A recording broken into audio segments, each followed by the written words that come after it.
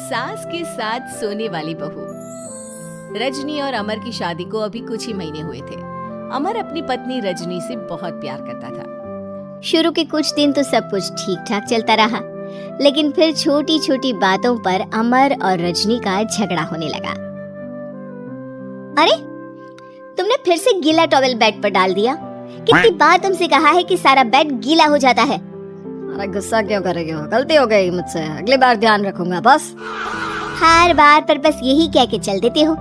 सारा दिन सफाई तो मुझे करनी पड़ती है ना। रजनी, इस तरह नाराज मत हो। मैंने कहा ना, मैं ध्यान रखूंगा आगे से। और फिर रात के वक्त रजनी अपना बिस्तर उठाकर बेडरूम से बाहर जाने लगती है। अरे क्या हुआ रजनी? सुबह वाली बात पर अभी तक नाराज हो क्या? नहीं, ऐसी कोई बात नहीं है। तो फिर तुम अपना बिस्तर लेकर कहाँ जा रही हो? मैं मम्मी जी के कमरे में सोने जा रही हूँ। मम्मी जी अकेली है ना। अरे कैसी बात करती हो रजनी? शादी के बाद लड़कियां अपने पति के पास अपने बेडरूम में सोती हैं। सास के पास कौन सोता है? मैंने कहा ना, मेरा मन कर रहा है इसलिए मैं मम्मी जी के पास सोने जा रही हूँ। रजनी, मेरी बात तो सुनो यार। मेरा भी तो मन करता है ना तुमसे प्यार करने का, तुम्हारे साथ रहने का। ऑफिस से थका हारा आया हूँ और तुम मम्मी जी के पास सोने जा रही हो। देखो, मुझे आज अपनी सास के पास सोने का मन है और मैं जा रही हूँ। इतना कहकर रजनी अपनी सास के साथ सोने के लिए उनके कमरे में चली जाती है। रजनी बेटा, तुम यहाँ? मम्मी जी, क्या मैं आपके पास सो सकती हूँ? हाँ हाँ बेटा, क्यों नहीं, बिल्कुल सो सकती हो। लेकिन सब ठीक तो है ना? अमर के साथ झगड़ा हुआ है क्या?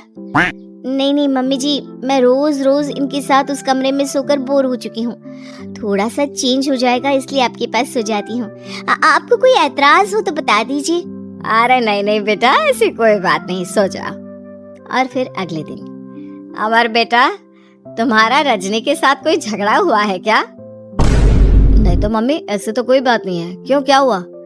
अरे वो कल रात मेरे कमरे में सोने आ गई थी तो मुझे लगा सब ठीक तो है ना बेटा? नहीं मम्मी जी, वो ऐसी बस उसका मन किया होगा। कह रही थी कि मम्मी अकेली है इसलिए आपकी चिंता हो रही थी।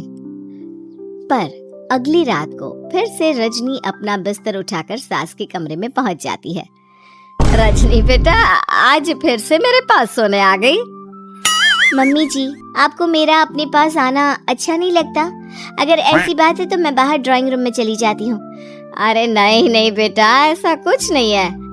पर अमर अपने कमरे में अकेला होगा ना? अरे तो वो कौन से 6 महीने के छोटे दूध पीते बच्चे हैं? उनको डर थोड़ी ना लगता है।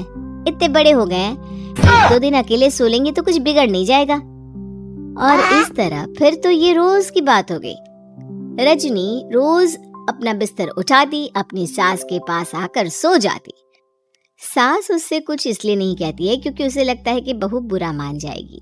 एक दिन सुबह, माँ मेरे लिए चाय बना दो, ऑफिस जाने का टाइम हो रहा है। अरे बेटा, तो रजनी से क्यों नहीं कह देते? मुझे उससे बात करने का बिल्कुल भी मन नहीं है। अरे आखिर क्या बात है बेटा, तुम इतने उदास क्यों लग रहे हो? देखो ना माँ, आजकल रजनी का बिहेवियर मुझे कुछ समझ में नहीं आ रहा। रोज रात को आपके पास आकर सो जाती है। अगर उसे मेरी परवाह नहीं तो मुझे भी कोई फर्क नहीं पड़ता। अमर गुस्से में ही घर से ऑफिस चला जाता है। ये देखकर सास बहुत दुखी हो जाती है। और फिर अगले दिन, मम्मी जी, मैं आ गई आपके पास सोने। हाँ बहू, सो जाओ। पर वो क्या है ना, आज मेरा पुरानी फिल्में देखने का बड़ा मन कर रहा था। कोई बात नहीं, सो जाओ, मैं पिक्चर देखती रहूंगी। ठीक है मम्मी जी। रजनी की सास तेज आवाज में अपने कमरे में टीवी चलाकर रखती है। इसकी वजह से रजनी को नींद नहीं आती, लेकिन वो पूरी रात करवट बदल बदल कर सोने की कोशिश करती रहती है। सास को लगता है कि अब रजनी उसके कमरे में सोने नहीं आएगी, लेकिन अगली रात फिर रजनी उसके कमरे में सोने के लिए पहुंच जाती है। मम्मी जी, मैं आ गई। अरे बेटा, मुझे लगा कि कल तुम ठीक से सो नहीं पाई थी। जाओ अपने कमरे में आराम से सो जाओ ना बेटा। अरे नहीं मम्मी जी, कोई प्रॉब्लम नहीं है। इतना कहकर रजनी फिर से अपनी सास के कमरे में सो जाती है। आधे घंटे बाद, बेटा जरा मेरे पैरों पर तेल तो लगा दे। ठीक है मम्मी जी। रजनी अपनी सास के पैरों पर तेल लगाकर जैसे ही सोने लगती है, आधे घंटे बाद फिर से। बहू, मेरे सर में बहुत दर्द हो रहा है, जरा मेरा सर तो दबा दे। ठीक है मम्मी जी, दबा देती हूँ। बहुत जोर से नींद आ रही है। अपनी सास का सर दबाकर रजनी फिर से सोने की कोशिश करती है, पर आधे घंटे बाद फिर से। अरे बहू, बड़ी जोर से प्यास लगी है बेटा, जरा किचन से पानी तो लेकर आ। अरे मम्मी जी, जैसे ही नींद आने लगती है खुश भाग लेती है। रजनी चुपचाप जाकर किचन से पानी लेकर आती है। इस तरह रजनी की सास पूरी रात हर आधे आधे घंटे पर उसे किसी न किसी बहाने से जगाती रहती है। रजनी परेशान हो जाती है। सास को लगता है कि इस बार वो उसके कमरे में सोने के लिए बिल्कुल नहीं आएगी, लेकिन अगली रात फिर से रजनी वहां पहुंच जाती है। मम्मी जी, आज मैंने आपकी दवाई, पानी सब कुछ लाकर रख दिया है। अब आप प्लीज चुपचाप सो जाइएगा और मुझे भी सोने दीजिएगा। देखिए, 2 रातों से ना मैं सो ही नहीं पाई हूँ। अच्छा ठीक है बेटा, सो जा। थोड़ी देर के बाद रजनी की सास बहुत जोर जोर से खर्राटे लेना शुरू करती है। खर्राटे इतने तेज होते हैं कि रजनी के कानों में दर्द होने लगता है। हे भगवान, मम्मी जी को क्या हो गया है? क्या करूं, कहाँ जाऊं मैं? परेशान होकर रजनी वापस अपने कमरे में जाती है। रजनी, आज तो बहुत दिनों के बाद अपने बेडरूम में सोने आई हो। आ जाओ। वैसे भी तुम्हारे बिना मेरा मन नहीं लगता। क्या करती, तुम्हारी मम्मी के खर्राटों ने तो मेरी नींद उड़ा कर रखी है। अब मुझे यहीं पर सोना पड़ेगा। अगली सुबह। अरे रजनी बेटा, रात को कहाँ चली गई थी? मैं तुम्हें कितना ढूंढ रही थी, मैं तो डर ही गई थी। मेरी बहू न जाने कहाँ चली गई। कहाँ जाती मम्मी जी, अपने कमरे में गई थी। और आजकल ना आप मुझे जानबूझकर बहुत परेशान करती हैं।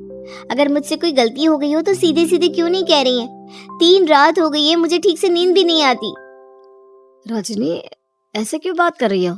मम्मी ने क्या कर दिया? आप अपनी मम्मी से क्यों नहीं पूछते? मैं बहू हूँ तो क्या इसका मतलब ये है कि दिन भर काम करो और रात में भी चैन से ना सो? रजनी बेटा, बड़ी नादान हो। इसीलिए तो जानबूझकर मैं ये सब कर रही थी, ताकि तुम अपने पति के पास जाकर अपने बेडरूम में सो जाओ। शादी को सिर्फ 6 महीने हुए हैं और तुमने मेरे कमरे में आकर सोना शुरू कर दिया। यह तुम्हारी शादीशुदा जिंदगी के लिए अच्छी बात थोड़ी ना है बेटा। मम्मी, तो क्या आपने जानबूझकर ये सब किया था रजनी को समझाने के लिए? अरे तो और क्या करती? दुनिया की पहली बहू है ये, जो पति को छोड़कर सास के साथ सोने चली थी। इसीलिए मुझे इसके लिए थोड़ा बुरा बनना पड़ा।